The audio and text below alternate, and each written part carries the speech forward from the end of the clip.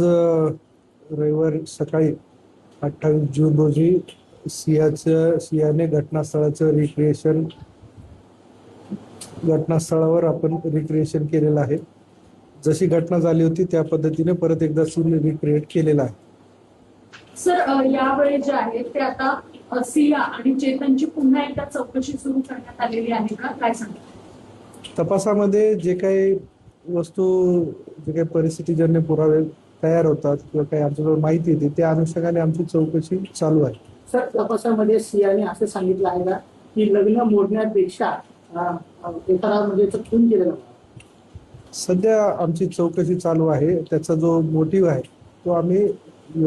तो आमच्या प्रोसिजर मध्ये आम्ही क्रिएशनसाठी घेऊन गेले त्यावेळेस तिने तुम्हाला सहकार्य केलं, सगळ्या गोष्टी व्यवस्थित सांगितल्या, तिने व्यवस्थित माहिती दिलेली. तपासामध्ये हे समोर आले का की या दोघांच्या व्यतिरिक्त आणखी कोणाचा सहभाग आहे?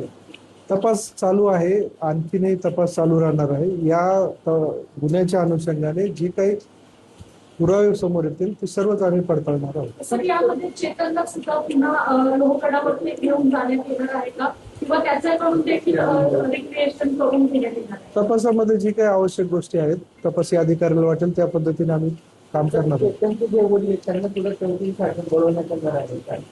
या आम्ही सुरुवातीला सुद्धा सांगितलेलं आहे की या तपासामध्ये आवश्यक ती सर्व गोष्टीमध्ये आम्ही तपास करणार आहोत. तर उद्या कोर्टात नेणार आहे. पोलिसांकडे असं म्हणजे माहिती येते की केसी वाढून मागण्याची पोलिसांकडे त्याचे प्रॉपर कारण आहे का की माननीय न्यायालय त्यांची केसी वाढून दिली?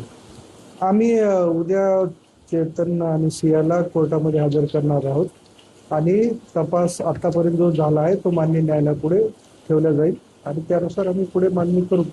सर, रिक्रिएशन आपण ज्या वेळेला केलं लोहगडावरती त्यावेळेला नेमका धक्का कुणी दिला होता? सियाने याबाबत काय सांगितलं? तिने दिला होता की चेतनने दिला होता? याबद्दल तपास चालू आहे. अजून आम्ही त्यामध्ये बऱ्याच गोष्टीवर काम करत आहोत, त्यामुळे आता सांगणं ते उचित नाही.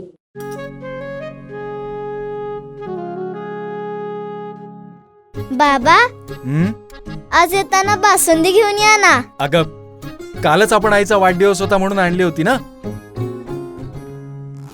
ऐकलं, गोकुळची बासुंदी पुन्हा खावीशी वाटतेय.